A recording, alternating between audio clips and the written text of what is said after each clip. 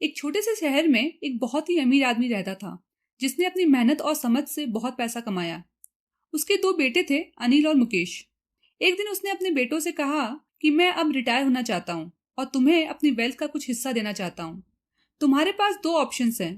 पहला, मैं तुम्हें हर दिन 10 लाख रुपए दूंगा, 1 महीने तक, यानी 30 दिन। दूसरा, मैं तुम्हें पहले दिन 1 रुपए दूंगा, दूसरे दिन उसका डबल यानी 2 रुपए दूंगा, तीसरे दिन उसका डबल यानी 4 रुपए दूंगा और इसी तरह पैसे को डबल करता जाऊंगा 30 दिन तक। तुम दोनों इस बारे में सोच लो और बताओ तुम्हें कौन सा ऑप्शन चूज किया है। इस पे अनिल झट से कहता है कि उसने फर्स्ट ऑप्शन चूज किया है। उसके पिता ने उसे पहले दिन 10 लाख दे दिया। वो उस पैसे से अपने लिए एक नई कार खरीद लेता है। पिता ने अपने दूसरे बेटे मुकेश से पूछा कि उसने क्या चूज किया है। मुकेश ने थोड़ा सोचा और फिर कहा कि उसने सेकंड ऑप्शन चूज किया है। उसके पिता ने मुकेश को पहले दिन 1 रुपए दे दिया। 10 दिन बीत जाते हैं। अनिल अपने भाई से मिलने जाता है। मुकेश को पहले दिन 1 रुपए, दूसरे दिन 2, तीसरे दिन 4 और इस तरह 10 दिन में उसके पास 1023 रुपए जमा हो जाते हैं। ये देखकर अनिल हंसता है कि इतने रुपए में वो किसी अच्छे रेस्टोरेंट में डिनर भी नहीं कर सकता। उसे देखो, 10 दिन में उसे टोटल 1 करोड़ मिले हैं और वो उन पैसों से अपनी लाइफ को एंजॉय कर रहा है। 20 दिन और बीत जाते हैं। अनिल फिर मुकेश से मिलने जाता है और देखता है मुकेश ने 20 दिन में 10 लाख जमा कर लिए। इस पे अनिल कहता है, ये कौन सी बड़ी बात है, उसे तो 10 लाख एक दिन में मिलता है और 20 दिन में उसे टोटल 2 करोड़ मिल गए हैं। इस तरह 30 दिन बीत जाते हैं। जब अनिल मुकेश से मिलने जाता है तो वो उसे बताता है, मेरे पास बड़ा घर है, बड़ी गाड़ी है, ब्रांडेड कपड़े हैं, महंगे वॉचेस हैं। वो इंटरनेशनल वेकेशंस पे जाता है और वो अपनी लाइफ को बहुत एंजॉय कर रहा है। वो मुकेश से पूछता है, तुम्हारे पास क्या है? तो मुकेश कहता है, मेरे पास 107 करोड़ रुपए हैं। जी हाँ, 107 करोड़। ये सुन के अनिल हैरान हो जाता है कि ये मैजिक कब और कैसे हुआ। तो फ्रेंड्स, ये है पावर ऑफ कंपाउंडिंग का मैजिक। वैसे तो ये स्टोरी अनिल अंबानी और मुकेश अंबानी की नहीं है, बट रियल लाइफ में उनके साथ भी कुछ ऐसा ही हुआ है। बंटवारे के बाद मुकेश अंबानी ने अपनी नेटवर्थ को बढ़ा के $94 बिलियन कर लिया और वहीं अनिल अंबानी की नेटवर्थ आज 0 है और वो बैंकक्रप्ट है। ये कैसे हुआ, कब हुआ, इसे हम कभी और समझेंगे। अब आते हैं इस एग्जाम्पल में। इसे हम एक ग्राफ से समझते हैं। आप देख सकते हो, अनिल का पैसा सिंपल इंटरेस्ट है जो फिक्स्ड अमाउंट से बढ़ रहा है। इसे बोलते हैं फिक्स्ड ग्रोथ। वहीं मुकेश का पैसा कंपाउंड इंटरेस्ट है जो हर दिन डबल हो रहा है। शुरू शुरू में ये फ्लैट रहता है, पर उसके बाद आप देख सकते हो ये तेजी से ग्रो होने लगता है। इसे बोलते हैं एक्सपोनेंशियल ग्रोथ। 1 रुपए, 2 रुपए, 4 रुपए के सामने हर दिन 10 लाख मिलना एक बड़ी अमाउंट है जो अनिल को दिख रही थी, इसीलिए उसने फर्स्ट ऑप्शन चूज किया। इसे कहते हैं इंस्टेंट ग्रेटिफिकेशन। वहीं मुकेश को पता था सेकंड ऑप्शन में उसका पैसा पावर ऑफ कंपाउंडिंग से ग्रो करेगा, इसीलिए उसने पेशेंस रखा और अपने पैसे को ग्रो होने दिया और महीने के एंड में उसके पास 107 करोड़ जमा हो गए। इसे कहते हैं डिलेड ग्रेटिफिकेशन।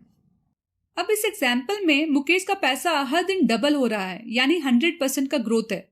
अब रियल लाइफ में 100% रिटर्न मिलना पॉसिबल नहीं है, बट अगर आप लॉन्ग टर्म में ऐसे एसेट में इन्वेस्ट करते हो जहां से आपको 15% रिटर्न भी मिल जाए, तो भी आप एक बड़ा अमाउंट जमा कर सकते हो। For example, equity. अब इसे हम एक रियल लाइफ एग्जाम्पल से समझते हैं।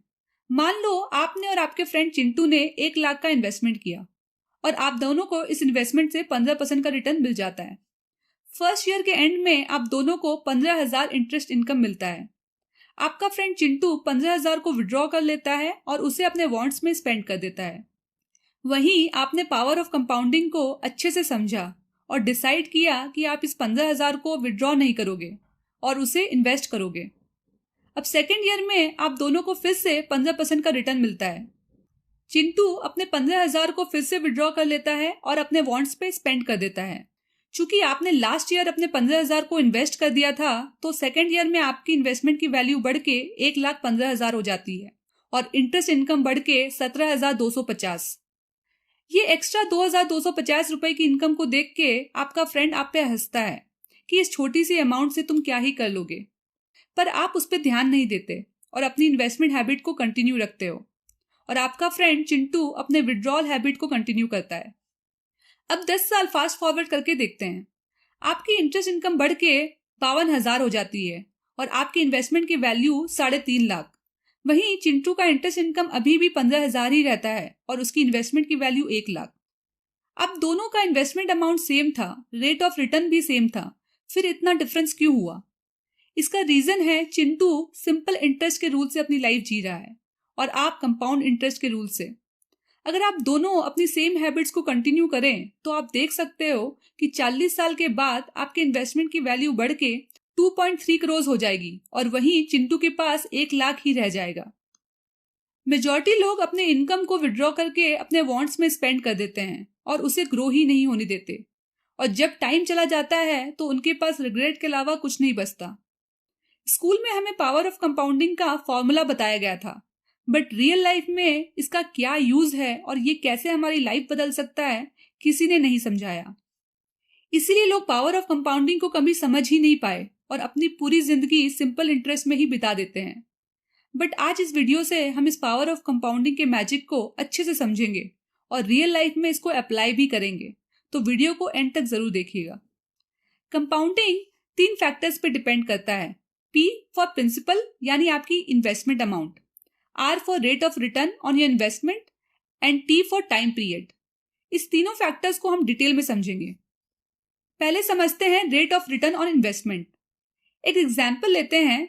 हैरी और गोल्डी 2 फ्रेंड्स हैं और सेम कंपनी में काम करते हैं। दोनों को अपनी कंपनी से 5 लाख का बोनस मिलता है और वो इसे इन्वेस्ट करना चाहते हैं।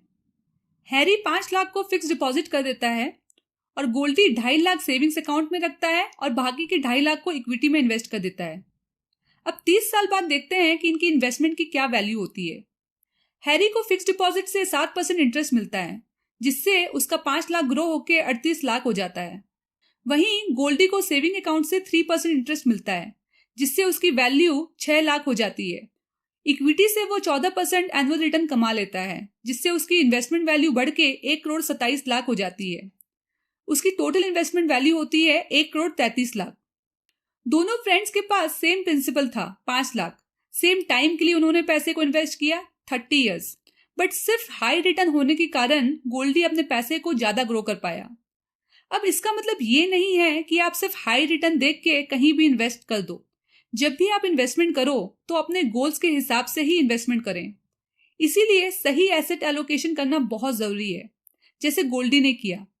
उसने इमरजेंसी पर्पस के लिए 2.5 लाख सेविंग अकाउंट में रखे और बाकी के 2.5 लाख को लॉन्ग टर्म गोल्स के लिए इक्विटी में इन्वेस्ट कर दिया। एसेट एलोकेशन कैसे करना चाहिए इस पे मैंने एक सेपरेट वीडियो बनाया है, आप उसे जरूर देखें। अब आते हैं सेकंड कंपोनेंट में, जो है टाइम पीरियड। इसे हम एक बहुत ही इंटरेस्टिंग स्टोरी से समझेंगे। 2 फ्रेंड्स हैं, जय और वीरू। ये दोनों साथ में बड़े हुए, साथ में पढ़ाई की और साथ में ही जॉब स्टार्ट किया। इन दोनों की एज 25 साल है और मंथली सैलरी 50,000। एक दिन बातों बातों में उन्होंने प्लान बनाया कि वो 20 साल काम करेंगे और अपने लिए 1 करोड़ जमा करेंगे और फिर 45 की एज में रिटायर हो जाएंगे और साथ में दुनिया घूमेंगे। जय इस बात को सीरियसली लेता है और 10,000 से मंथली SIP करना स्टार्ट कर देता है। वहीं वीरू इस बात को टाल देता है और अपनी सारी सैलरी महीने के एंड तक खर्च कर देता है और कुछ भी इन्वेस्ट नहीं करता। 10 साल बीत जाते हैं। फिर से वो दोनों यही डिस्कस करते हैं कि 45 की एज में वो रिटायर हो जाएंगे और साथ में दुनिया घूमेंगे। इस बार वीरू भी सीरियस हो जाता है और वो भी इन्वेस्टमेंट करना स्टार्ट करता है। चूंकि उसने 10 साल लेट स्टार्ट किया तो वो डबल अमाउंट से इन्वेस्ट करता है, यानी 20,000। अब देखते हैं रिटायरमेंट के टाइम वो कितना वेल्थ जमा कर पाते हैं। आप देख सकते हो जय ने 10,000 मंथली इन्वेस्टमेंट किया 20 साल तक। उसकी टोटल इन्वेस्टेड अमाउंट है 24 लाख। वहीं वीरू ने 20,000 मंथली इन्वेस्ट किया 10 साल तक। उसकी भी टोटल इन्वेस्टेड अमाउंट है 24 लाख। मान लेते हैं दोनों को अपने इन्वेस्टमेंट से 15% रिटर्न मिल जाता है। At the time of retirement यानी 45 की एज में वीरू 55 लाख जमा कर लेता है। वहीं जय के पास 1.5 करोड़ जमा हो जाते हैं। दोनों ही 24 लाख इन्वेस्ट करते हैं, पर जय 10 साल अर्ली स्टार्ट करता है और वीरू 10 साल लेट स्टार्ट करता है, जिसके कारण उसके पैसे को कम टाइम मिला ग्रो होने के लिए। वीरू डिसाइड करता है कि वो 10 साल और इन्वेस्ट करेगा। 10 साल में उसका वेल्थ ग्रो होके 3 करोड़ हो जाता है। वहीं जय और इन्वेस्ट नहीं करता।